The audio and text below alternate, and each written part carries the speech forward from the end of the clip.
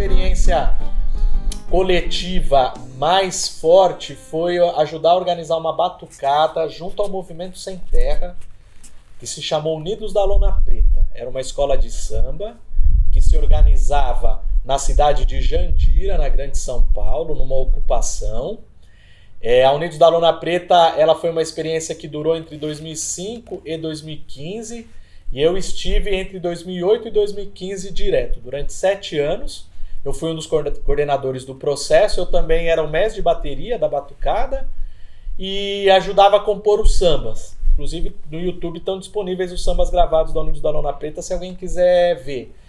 Foi uma experiência de batucada popular, reivindicando o conceito de escola de samba, né? Ou seja, escola é um lugar onde se aprende samba.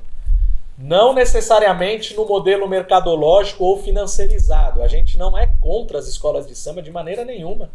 Tem toda uma história, né? Tem todo um legado das escolas de samba, mas como todo processo é contraditório, a gente também percebe que às vezes as escolas de samba, né, entraram numa perspectiva mais comercial. A gente queria um pouco resguardar a perspectiva de pensar a escola de samba como um espaço onde se aprende samba. Eu acho que tinha uma potência, né? A potência da música, a potência da batucada, né? De pessoas batucando junto na rua. É uma coisa muito forte. De pessoas cantando a mesma canção, né? Essa coisa de cantar a mesma coisa junto é uma metáfora do que pode ser a vida em coletivo, né?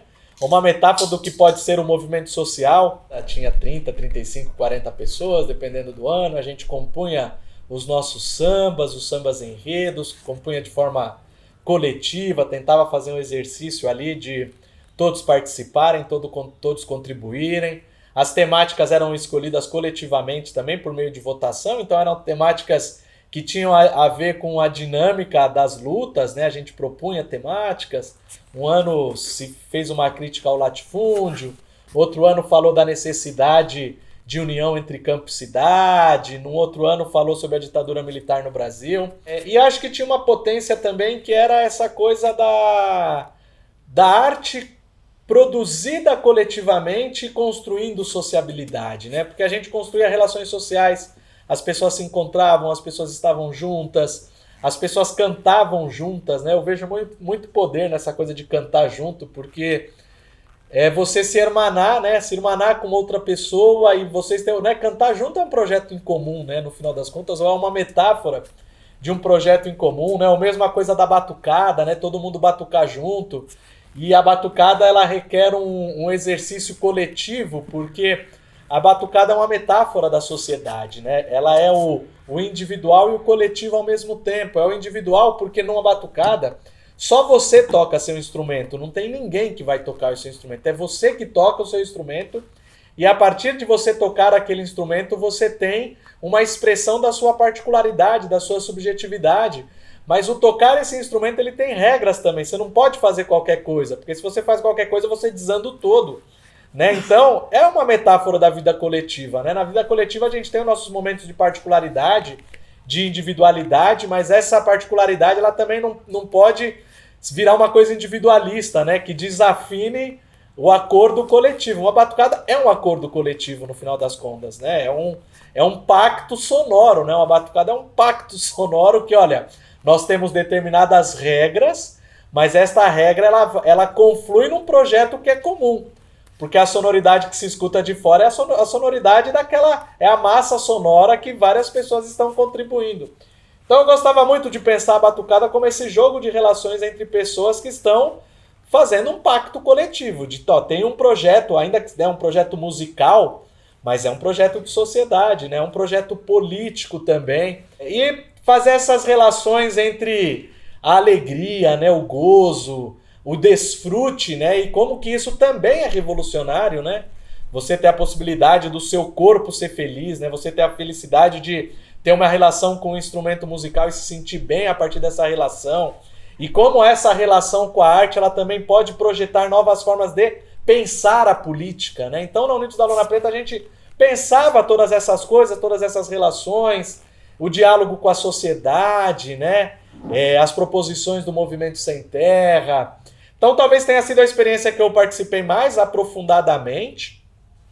Ensaiávamos lá em Jandira, na Grande São Paulo, numa ocupação, num local bastante empobrecido. Foi uma experiência bastante bonita, assim, bastante bacana.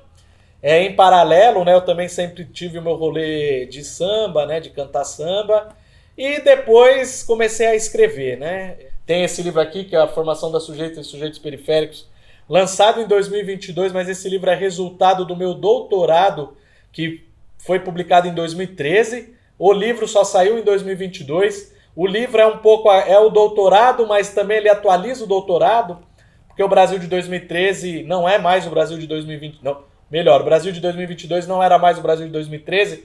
Então o livro ele avança alguns debates que já estavam na tese de 2013. Eu prefiro o livro, eu gosto muito da tese que é de 2013, mas eu acho que o livro ele tem uma mensagem mais direta, além dele teoricamente estar melhor embasado. Tem esse livrinho aqui que eu escrevi na pandemia, que é o 40 Ideias de Periferia, História, Conjuntura e Pós-Pandemia, que é um livrinho bem curtinho, pequenininho, para ler no busão. 40 ideias bem curtas sobre o que seja periferia urbana e de alguns debates que ocorrem nas periferias urbanas. E o Reflexões Periféricas ele foi publicado em 2021. É um livro coletivo que foi publicado pelo Centro de Estudos Periféricos, o CEP. Foi uma pesquisa que eu ajudei a coordenar, onde a gente fala de 10 eixos diferentes: cultura, habitação, gênero, participação popular, transporte, educação, saúde, infâncias, trabalho, violência, genocídio e racismo. Então tem 10 temáticas e tem proposições para cada uma dessas temáticas. Não é só reflexão, tem também proposição. Eu não consigo dissociar esse rolê de escrever livros com o rolê de estar junto na batucada com o povo, né? Eu acho que são formas diferentes de dizer a mesma coisa, né? Um projeto popular para o Brasil. Né? Como disse o Leandro Vieira, hoje carnavalesco da Imperatriz Leopoldinense, na época que ele disse essa frase, ele era carnavalesco da Estação 1ª de Mangueira. A função da escola de samba é politizar seu povo. Isso a gente pode falar para qualquer outro tipo de expressão artística. Pessoas que se reúnem, que moram num determinado território, que se reúnem num determinado espaço para produzir arte junto, para produzir cultura junto, para formular um discurso junto, para produzir um projeto político junto, isso é um avanço. À medida que você consegue potencializar esse teu projeto para mais e mais pessoas, evidentemente é um avanço. Vamos pegar a experiência das escolas. A gente era uma mini escola de samba pequenininha que cumpriu um papel num determinado momento histórico num território. Mas vamos pensar, por exemplo, o que é a história da Estação 1ª de Mangueira. Uma escola de samba numa favela empobrecida do Rio de Janeiro, formada por negras e negros recém-libertos, muitos oriundos da Bahia ou oriundos das fazendas de café do estado do Rio de Janeiro, que numa favela constroem uma escola de samba e aquilo passa a ser a principal referência social e política daquelas pessoas.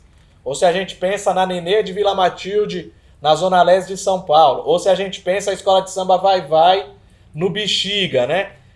Essas organizações, elas têm uma evidente função social. Uma função social é uma função política. Aglutinar pessoas para um projeto social e político, que está em disputa. Obviamente tem as suas contradições, tem seus caminhos e seus descaminhos no decorrer da história. Eu acho que o principal aprendizado que nós temos é a necessidade de fortalecer a organização popular no território, e a cultura ela cumpre um papel fundamental nisso. Porque se a gente não faz essa disputa política no território, a direita faz. A gente está no capitalismo, né? No capitalismo na sua fase neoliberal fascista.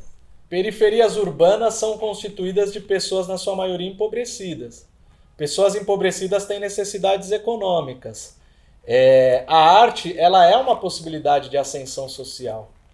O discurso da ascensão social, o discurso da visibilidade, isso encanta muita gente e seduz muita gente, né?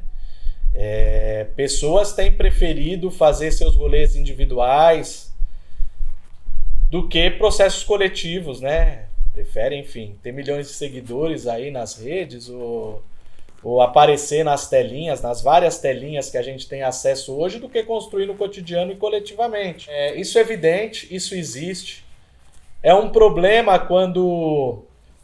Não é um problema que a pessoa se profissionalize, não é esse o problema. O problema é transformar a periferia numa mercadoria. O problema é transformar a periferia num produto bem aceito no mercado de bens simbólicos. Ah, agora tem um produto novo, olha, um enlatado chamado periferia. Isso é um problema. E que tem muita gente que nasceu na quebrada, que tem o rolê periférico, que legitimamente construiu as suas condições e a sua carreira fazendo esse movimento de transformar a periferia numa mercadoria. Isso tem. Evidentemente tem.